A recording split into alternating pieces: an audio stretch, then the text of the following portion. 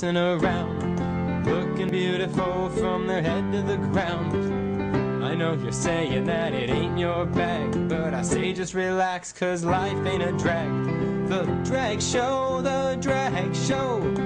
Zach and Stu, that pair is a must. The drag show, with Labeline and Wanderlust. Good evening, ladies and gentlemen. Welcome to SF Live, the drag show, featuring the lovely, my partner, Zachary Davenport, and I'm Stu Smith. And tonight, the drag show is proud to present the one, the only, the illustrious, great diva, Randi. Hi, Randi. Hi, Randy. Hi, how are you? How are you? I'm great. Welcome. We're so very good. glad you're our first guest, and here we are. Don't know exactly what we're going to do, but we're going to have some fun, and we're going to talk about what drag means to each of us. Let's do it. Okay. Do it. So, Randy, when did you get it? When did you become aware of drag, and when did you want to do something in drag?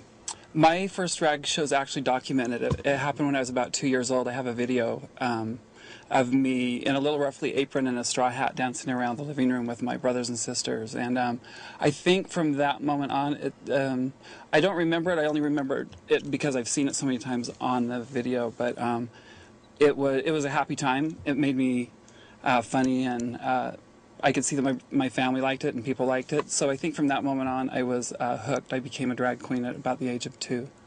That's fantastic. Yeah. So there's a few years between 2 years old and what you're doing in San Francisco today. So how about some filler? How about telling us how it evolved?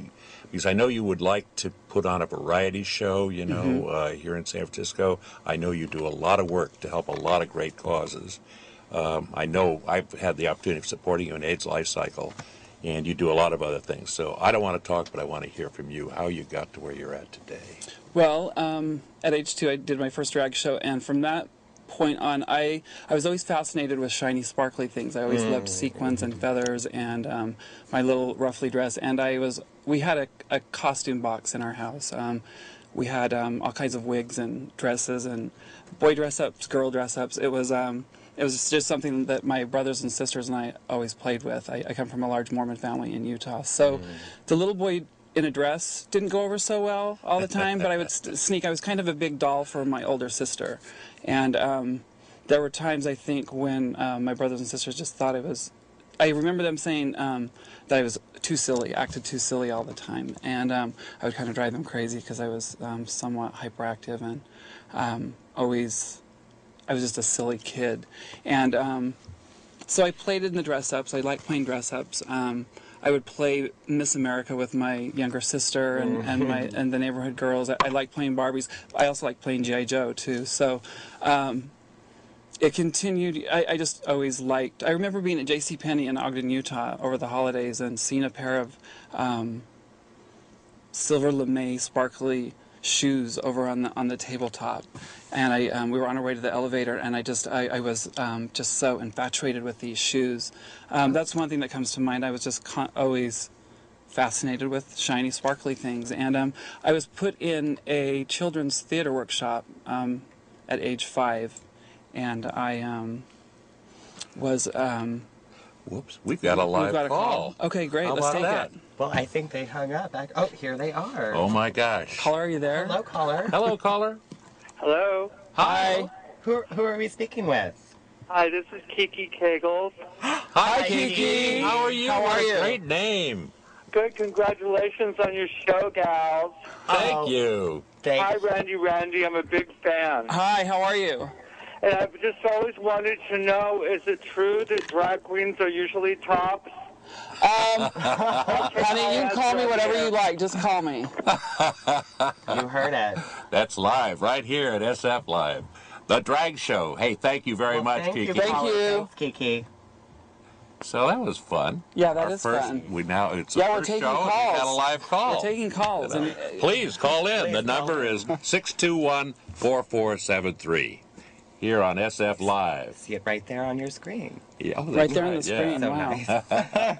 Zachary, you have a question? Or Well, Randy. Randy. Randy, What is your favorite part about doing drag? Why do you do it? What is it about for you? I like interacting with people. I perform on stage, but I actually enjoy even more than that going out into the audience and being. I seem to always end up as party filler. I'll dress up, and I like dressing up. I have some friends that I do this with at different events. We'll dress up as an entourage and just kind of mingle with I call it live decor, where we just go through the crowd, mingle with people, and we become part of the decor. I like interacting with people and getting people involved and getting them to have fun and lighten the mood and not take themselves and things so seriously. I think everyone once in a while should put on a hat and a feather boa and kick up their heels and have a good time. I just think that's sensational. Live decor, in a sense, that's what every party needs. Yeah, exactly. And I'm just putting up these events here that are you going to be attending that? I'm going to attend. I'm helping out with the makeup for the Conde de Couture fashion show tomorrow night at the Intercontinental Hotel. It benefits Project Inform.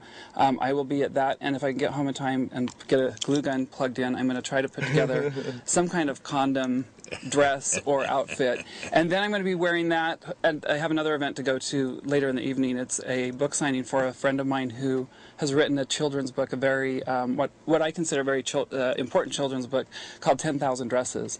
It's a story, he shared the book with me, and I got to look at it, and I was like, wow, this is my story as me growing up as a kid, kind of hiding the fact that I liked to think about dresses, and I had dreams about dresses, and that's the story of this boy in this book, and he meets a girl who helps him design these magnificent dresses. So that book signing is tomorrow night at Different Light Bookstore on Castro Street at 7:30 till 8:30. So two really great events to support tomorrow night. There's always really wonderful things, as you know, going on in the community. Thank you. Yeah. Is that Mark Ewert? That's Mark Ewert. Mark Ewert. And Ewert? he's the writer, and the illustrations are done by Rex Ray. Okay. Yeah.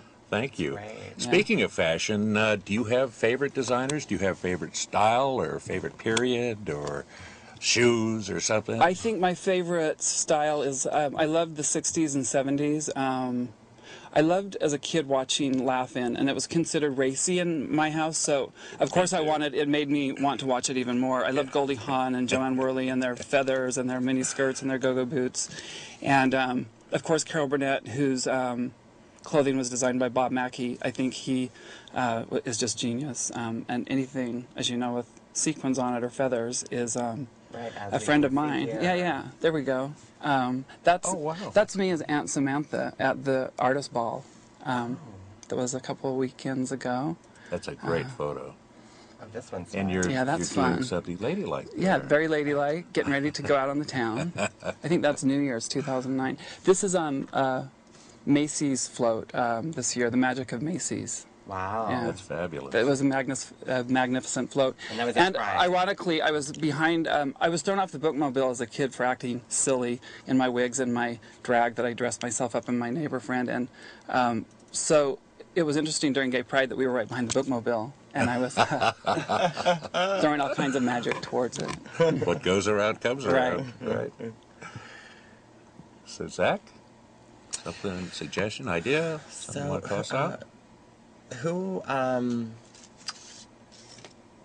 Who's your greatest role model? My greatest role model for drag is probably, I have several different role models, but for drag, it would be Carol Burnett. I think she was just genius. She's one of the funniest people on the planet, and she was kind of one of the first, well, at least for me. The thing I liked about her is I got to see my parents laugh. And the family gathered around. It was our Saturday night activity. We would get together and watch the Carol Burnett show after Mission Impossible, which was another favorite because they had disguises. Yeah, absolutely. I would love it when they would peel off the latex masks and get out of their disguise. But then it would be Carol Burnett and just the laughter that it brought into my home as a kid. And again, the costumes that were designed by Bob Mackie. They were just fantastic. I couldn't wait to see what she would come out. She would come out at the beginning of her show and do a question and answer period. And it was all about what's her dress going to look like tonight. So Carol Burnett, I loved Laugh-In. Some of my other influences would be my parents. are both.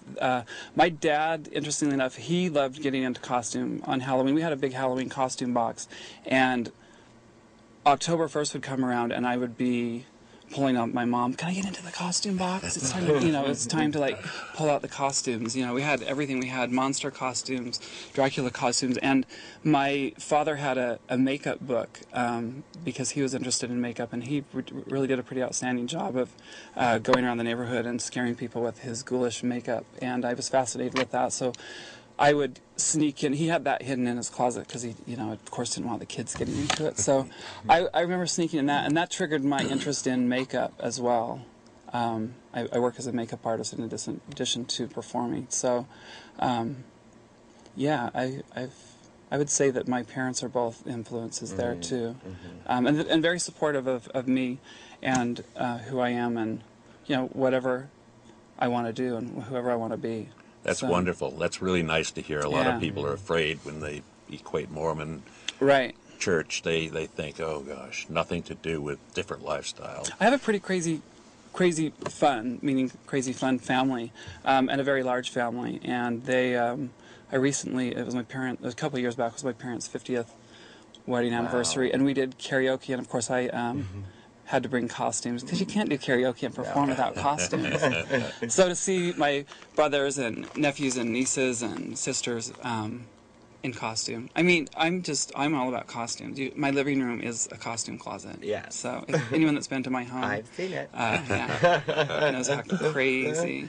That's wonderful. You said a couple of things I'd like to follow up briefly on. One was the laughter part, and I think that a great deal to do with drag has to do with making people happy, and that could be done in so many ways. But you also talked about, Carol Burnett and drag, and I don't think a lot of people would associate her with the concept of drag. Right. But I see I think I see where you're coming from, and that's kind of one of the premises that Zachary and I are interested in. Drag means a lot of different things, and it's been around as long as human beings have been around, I think. And, a guy who's still wearing the fashions of when he was in high school and is now 60 or 70, that's kind of a drag. He's wearing a 60s drag, right. Absolutely. That's his comfort zone. And that's where he feels able to fit in the most, and then there's the rebellion piece of drag that some people go for. And then there's just fun, and then for me, I associate mostly drag with doing good. It seems to me every drag personality I know of is in some way doing a lot of good for the community. Right. So, and it really influences so many things. So, any ideas you have about what drag means to you and how you interpret it in your daily life, Drag to me, like, I've worked in retail pretty much my entire life, probably for the last 25 to 30 years, and I get ready every day in my retail drag. I go to work in my, I don't do it now, but I go to work in my black suit because I work in cosmetics, and it's kind of our uniform, and it's retail drag. Servers in restaurants, they refer to their wear as, I think I've heard them say penguins because it's black and white. That's their drag. Right. This is my drag when I go out and perform. But everyone, like you were saying, to your point of like the 60s drag, the guy that gets stuck in his comfort zone in his leisure suit. There's all kind. I had a store in Salt Lake City for a couple of years. It was vintage clothing, and it was 60s and 70s drag. So yeah, people get drag a little. They associate drag with just men dressing as women, and to me, it's not necessarily just that. There's a lot more to it. They have a box dragon. Right. Yeah, I thank you. I mean, it is a much bigger topic, I think, and it has a lot of potential to change politically and socially the way we value things, too. And so I like to see, you talk about some of the causes you're involved in, and maybe you could give us a little more information on that from your perspective and experience. I'm also involved with AIDS Life Cycle. That's another organization that's very important to me. It's a bicycle ride from San Francisco to Los Angeles. It's 565 miles, and I do pretty much that entire ride in some sort of drag too. Oh, wow. Not complete face, but I'll I've got to have a boa on or some sort of sequin thing to where it's my cycling drag. So that happens the first week of June. That's a really important cause for me, and I think everyone here in the community. The money goes towards the San Francisco AIDS Foundation and the Gay and Lesbian Center in Los Angeles. And then I'm also involved with the Academy of Friends, which is it's an event that happens on the night of the Academy Awards that is, I believe, the last, well, you can go to academyoffriends.org to get the dates for that. I don't know the exact date. The latter part of February, I believe.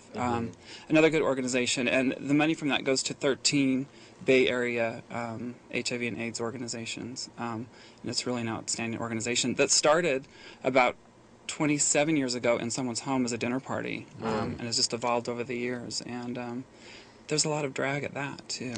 There's all kinds of festive where people come in their Academy of Friends drag, and it's not all drag queens. It's they'll come dressed in whatever it is that their drag is. All kinds of, you get tuxedos, you get formal wear, you get casual wear, you get all kinds of crazy wear, you get leather wear. We're in San Francisco. I think this is the greatest place on earth for people like me to live because everything is a costume party.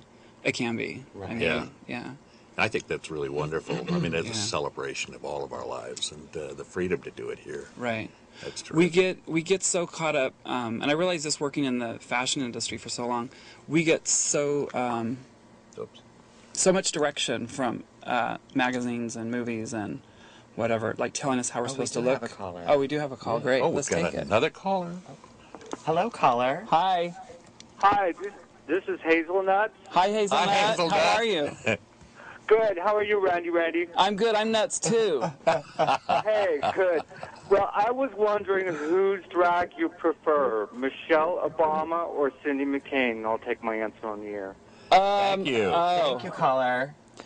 Michelle Obama, hands down. That woman's got class and style. She does. And I'll say what Joan Rivers said, if Cindy McCain has one more facelift, she'll have a beard. I'm sure she's a very decent human being. I'll leave it at Hand that. that to Joan Rivers. That's pretty good, although she's experimented with all of that. Well, thank you, caller. Yeah, thanks, Hazelnut. Let's see. What have we not talked about that you'd like to talk about? Let's see.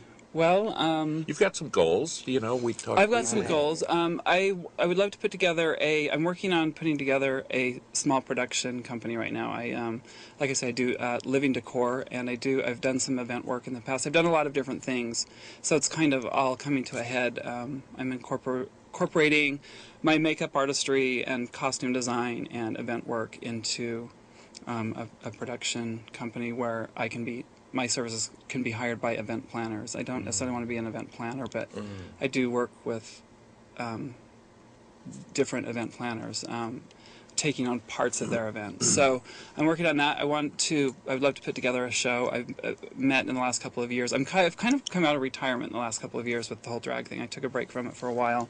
And in doing so, I've come across a lot of really amazingly talented people, musicians, drag queens, writers, musicians, and so it's kind of it's happening. I don't know when it's going to happen. I can't give you a date, but watch for it. And you can visit my website, randy.com, RNDI.com, to see the progression of that. There's talk with a friend of mine of a holiday show that we're going to look at putting together. So, do we have another caller? Do we have time? No, I'm just wondering.